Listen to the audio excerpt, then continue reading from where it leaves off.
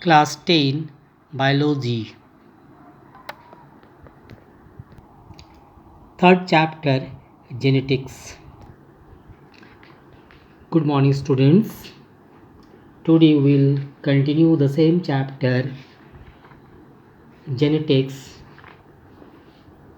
and especially today we will discuss about the monohybrid cross and dihybrid cross. Somehow we have discussed about the monohybrid cross as well as dihybrid cross. So in monohybrid cross, a single character, for example, position of the flower.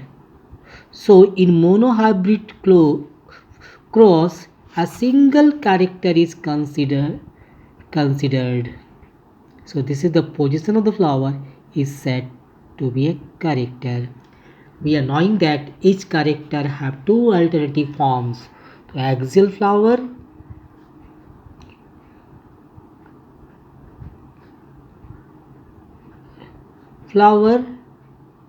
and the terminal flower.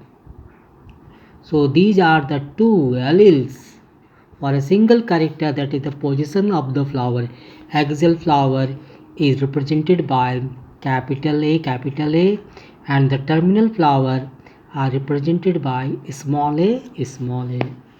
So when we cross different alleles of a same character, we have a generation in which all flowers are axial in position. But when we self-pollinate the F1 generation, this is the first generation, when we self-pollinate F1 generation, we have 4 progeny which are like this. Means out of 4 progeny, we have 1, 2, 3, 4. 3 flowers are said to be 3 flowers are axial in position. 3 flowers are axial in position. 1, 2, 3. But one flower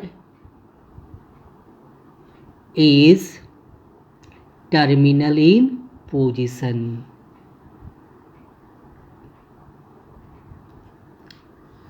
Getting all of you?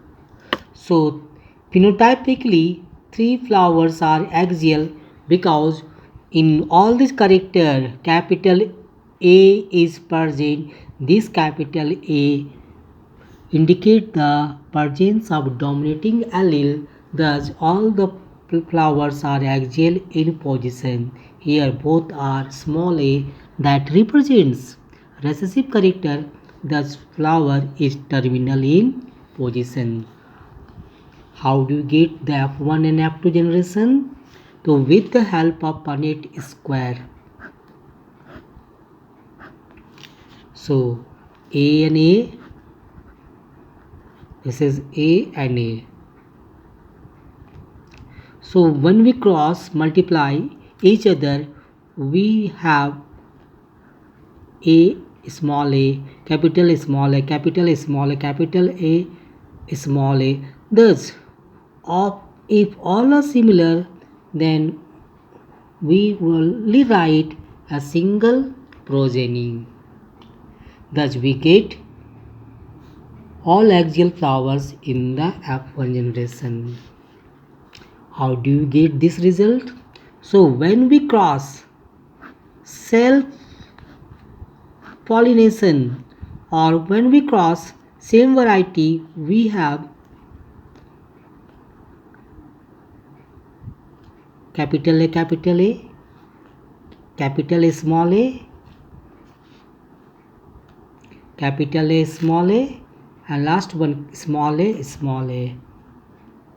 Thus here out of 4, 3 contain capital A, capital A, capital A, small a. Thus 3 varieties are dominating. Means 3 varieties are axial in position. And on the basis of monohybrid cross, Mendel proposed two laws that are law of dominance and law of segregation. So what is law of dominance? Out of a pair of contrasting characters present together, only one is able to express itself while the other remains suppressed. The one that expresses is the dominating character and the other one unexpressed is the recessive character. Recessive character can express only when the pairs consist of both recessive, that is homozygous recessive.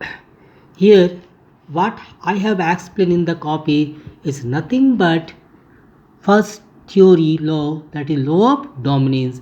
Out of a contrasting pair of character, one is able to express itself while other remains suppressed. The character which expresses itself is called dominating character and the other which remains suppressed is called recessive character. The recessive character can express only when they are in their homozygous condition. Clear all of you?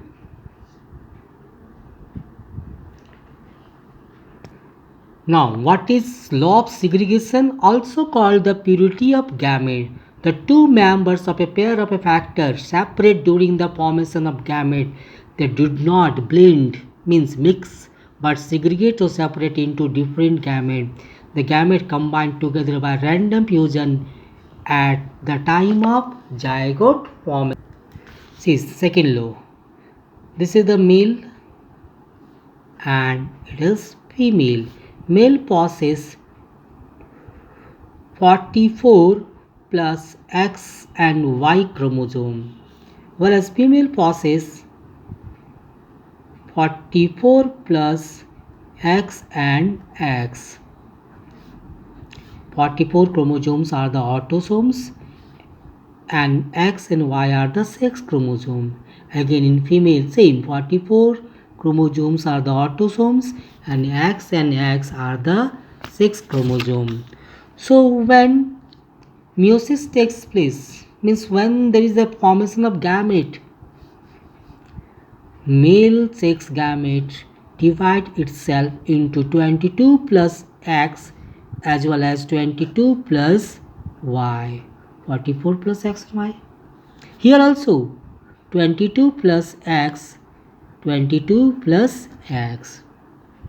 So this is known as purity of gametes, also known as law of segregation, means impure form of gametes separate each other during the formation of gamete. This law is known as law of segregation and they restore their natural status when they fuse with each other.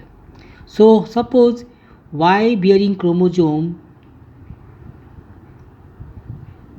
fuse with the X bearing chromosome of female, it will produce 22 plus 22, that is 44 plus X and Y chromosome, means it produces male child. This one, second one, 22 that is 44 plus 2X. So 2X represent the female child. So what is segregation? Means the male possesses 44 plus X and Y chromosome. So the sex chromosomes separate each other for the formation of gamete. That's why it is also known as purity of gametes. Understood all of you? In the next day we'll again continue the same session with the third law, that is law of independent assortment. Okay, have a good day.